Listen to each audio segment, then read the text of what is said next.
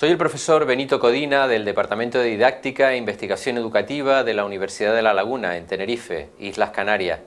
También soy especialista en rehabilitación en personas con discapacidad visual. Voy a hablarles acerca de los pasos a seguir en la instrucción en el uso de los circuitos cerrados de televisión o también llamadas lupas televisión. Lo primero que hay que saber es cuáles son los componentes del sistema. Suelen estar configurados por tres partes. En primer lugar, un monitor, que varía según el tamaño y la calidad de la imagen. Pueden ser monitores de cristal líquido, monitores LED o las nuevas tecnologías OLED o diodos orgánicos. También están las cámaras conectadas al monitor o en la pantalla, que varían según la calidad y el zoom. Hay algunas que están integradas en la propia pantalla o hay otras que están al margen de las mismas. Y por último, el soporte o bandeja, donde se sitúa el papel, objeto o aquello sobre lo que vayamos a trabajar. Suele ser una bandeja, en los casos de las de carácter estático o estable, que tienen un movimiento horizontal y vertical. En otros casos lo que se mueve es el conjunto del circuito cerrado de televisión, como veremos más adelante.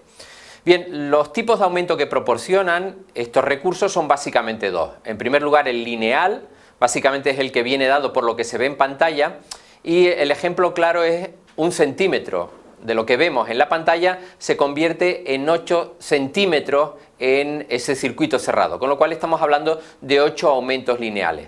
La forma más correcta de hacerlo es a través de lo denominado de proyección, donde se calcula el grado total de ampliación empleado en función de la distancia. Hay una fórmula donde se tiene en cuenta no solamente el tamaño de la letra en la pantalla en relación al tamaño real, sino también la distancia de trabajo en centímetros. A partir de ahí obtenemos una ampliación total. Las prestaciones que dan estas lupas televisión o circuitos cerrados de televisión fundamentalmente son las siguientes. En primer lugar, ser capaces de regular el aumento que nos dan, que pueden ir desde 4 hasta 50. Si el enfoque que queremos utilizar es manual o de autoenfoque, la imagen o el contraste, que puede ser en blanco y negro, con colores naturales, con colores artificiales, con gamas de grises, con polaridad directa o invertida, o sea, blanco sobre fondo negro, negro sobre fondo blanco. La posibilidad de cambiar esa polaridad, como hemos definido, el regulador del brillo y contraste, las líneas de referencia, tanto horizontal y vertical, como también en este caso de derecha a izquierda, las cortinas o oclusadores de otras imágenes para centrarnos exclusivamente en aquello que queramos trabajar o leer, la posibilidad de dividir la pantalla de tal manera que en una parte de la misma podemos estar viendo, sin ir más lejos, una pizarra y por el otro lado un texto, y la conexión al ordenador. Todos son elementos que tendremos que tener en cuenta a la hora de la enseñanza de este recurso. Los programas de entrenamiento de los circuitos cerrados de televisión o de las lupas televisión tienen que tener en cuenta varios considerandos. En primer lugar, que no es una solución útil para todas las discapacidades visuales. En este sentido, hay que considerar que no podemos generar falsas expectativas.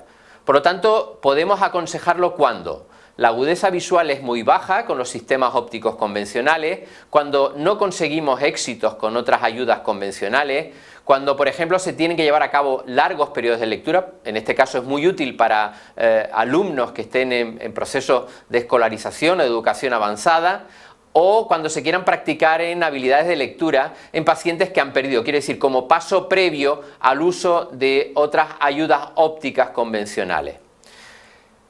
Hay que considerar la ergonomía también como paso previo. ¿Eso qué quiere decir? La posición de la persona que vaya a utilizar ese circuito cerrado de televisión en la habitación, de tal manera que no se produzcan reflejos de luz en la pantalla que impidan una correcta visualización del material de trabajo. También la postura tiene que ser cómoda, tiene que estar a la altura la visión del centro de la pantalla, y eso supone que la distancia de trabajo tiene que ser óptima, rondando generalmente entre los 20 y los 40 centímetros, pero siempre adecuado a las características de dicha persona en cuanto a agudeza visual, campo visual, etc. Las instrucciones básicas que tenemos que trabajar son en este orden: el encendido y apagado, la ampliación, el contraste, lo que antes llamamos el uso del color, las distintas variantes que este tiene, la polaridad, la posición en la cámara del material con el que vayamos a trabajar y luego el uso de la bandeja, quiere eso decir las habilidades básicas de localización moviendo esa bandeja de arriba a abajo o de derecha a izquierda. En el caso de la lectura deberemos empezar trabajando elementos básicos, tales como palabras, frases cortas, para luego pasar ya a periódicos, libros, revistas, folletos, sobre todo aquellos que integren ya imágenes, lo cual hace la localización de las mismas y del texto que las rodea de manera mucho más compleja. Ejercicios para ello: explorar de izquierda a derecha y de arriba a abajo, localizar el primer renglón de un texto, empezar con textos sencillos para ir entrando en textos más complejos, ser capaces de cambiar de renglón, leyendo de izquierda a derecha, volviendo atrás por la misma línea y saltando a la siguiente. En el caso de las fotografías tendremos que trabajar con diferentes resoluciones, empezando con resoluciones más nítidas para terminar con peores. Y eso supondrá evidentemente también un trabajo de localización de los distintos elementos de la fotografía, siempre dependiendo del aumento. En el caso de la escritura trabajaremos con elementos básicos, por ejemplo, empezar marcando cuadros con cruces, utilizando papel pautado y en blanco, luego pasando a cheque, formulario siempre pautado, para luego ya utilizar textos libres. En el caso de otras habilidades deberemos ir dirigiéndolo hacia la cobertura de otros intereses. Por ejemplo, en el caso de la pintura, del dibujo, del coser, se pueden enhebrar agujas utilizando un circuito cerrado de televisión. ¿Cuáles son las estrategias de enseñanza? Bueno, empezar por un aprendizaje coactivo. ¿Qué quiere decir esto? Hacerlo de forma paralela con el alumno, con la persona que esté aprendiendo, utilizando para ello básicamente el modelado, incrementando paulatinamente la dificultad, utilizando un número de sesiones variables, siempre ajustadas a las necesidades del usuario, con una frecuencia semanal o inferior en función de la capacidad de aprendizaje del mismo. Sesiones no más largas de 60 minutos, siempre a ser posible de carácter presencial y utilizando como localizaciones en primer lugar el entorno clínico controlado, con condiciones ergonómicas perfectas, para luego trasladarlo al entorno domiciliario, donde nos encontraremos con otra realidad. Si estamos hablando de un alumno, será conveniente utilizar el entrenamiento también en ese contexto, en el aula donde vaya a utilizar ese circuito cerrado de televisión. Hay varios tipos de ayudas en este sentido. Estamos hablando de lupas televisión. Están en primer lugar las portátiles, que emplean pantallas que van desde los 3 hasta las 7 pulgadas, con distintos tipos de resolución, LED, AMOLED, etc. Tenemos los lectores de televisión, que son dispositivos, lentes ópticas, que van conectados a televisiones convencionales. Son mucho más prácticos, pero la resolución no suele ser tan alta. Al mismo tiempo la bandeja no es movible, o sea que hay que tener en cuenta esa serie de limitaciones. Y por último los de sobremesa o contacto, donde sí vamos a tener bandejas que son movibles en los ejes X, Y, hacia arriba o hacia abajo, y que vamos a tener pantallas mucho mayores, de hasta 32 pulgadas. ¿Cuáles son esencialmente las ventajas y los inconvenientes del uso de los circuitos cerrados de televisión?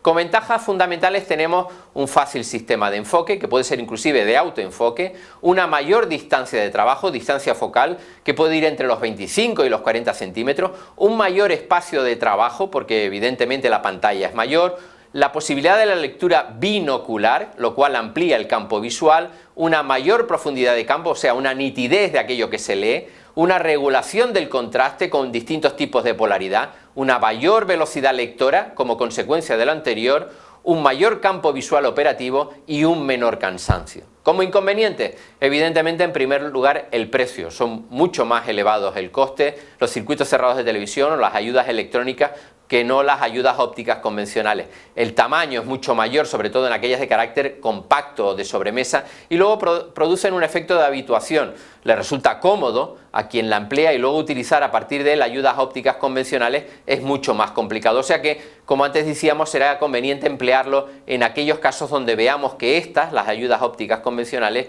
ya no son útiles o tienen una escasa eficiencia. Muchísimas gracias.